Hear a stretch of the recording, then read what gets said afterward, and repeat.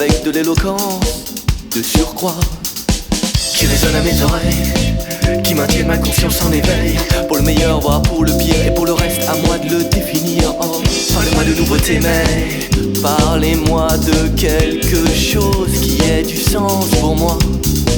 Dites-moi la vérité sur toutes ces choses belles, je suis prête à les croire, si elles sont réelles. La réalisation de l'utopie néolibérale est de normaliser et de faire accepter le salariat précaire comme l'horizon normal du salariat pour les classes populaires, et la montée de cet état libéral pour les classes aisées, libéral pour les employeurs, paternaliste pour les classes populaires. Et bien c'est ça la figure de l'État qui est là aujourd'hui pour permettre l'avènement de cette nouvelle économie. Demandez à la personne qui vous parle de cette nouvelle économie qui nous vient d'Amérique, de quelle nouvelle économie parle-t-il? De la nouvelle économie de Microsoft, des ordinateurs et de l'internet, ou de la nouvelle économie du pénitencier et de Corrections Corporation of America? Écoutez-moi l'histoire de ces femmes au courage sans pareil, qui d'Afghanistan au Rwanda, de Palestine à Israël, continuent à lutter avec l'espoir qu'un jour viendra la sérénité, alors que le reste du monde s'en fout à l'inhumanité. Écoutez-moi l'histoire de ces hommes aux destins exceptionnels, qui sachant que toutes nos idées reçues nous mènent invariablement à la haine, ont ouvert leurs portes et leur cœur en défiant l'ordre établi, et cela même évidemment au péril de leur propre vie.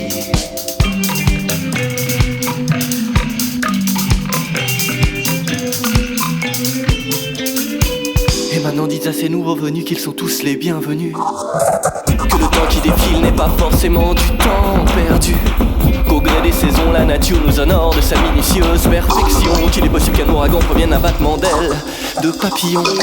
Dites-leur encore qu'à 2 pas ou à des milliers de kilomètres d'ici, toutes les larmes versées ont absolument toutes le même prix. Nul remords n'est plus profond que celui dont le pardon reste inassouvi. Le futur peut être conçu ou sublime, mais qu'en aucun cas il n'est écrit. Non, il n'est écrit. Il n'est écrit. Il n'est écrit. Nulle part il n'est écrit que notre traversée devrait se dérouler en plein hiver. Nulle part il n'est écrit que notre traversée devrait se résumer en quelques chimères.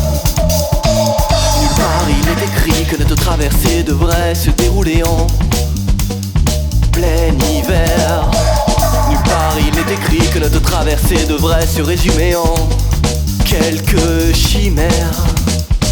Mais qu'en fin fond du trou, on puisse rapidement croire avoir dépassé la date de péremption. Au fond, l'horizon lui s'en fout, il se nourrit d'utopie sans frontières, mais se morfondre encore et encore. En creusant le sillon de nos différences, restera-t-il toujours plus aisé qu'embrasser la diversité de ce monde en effervescence?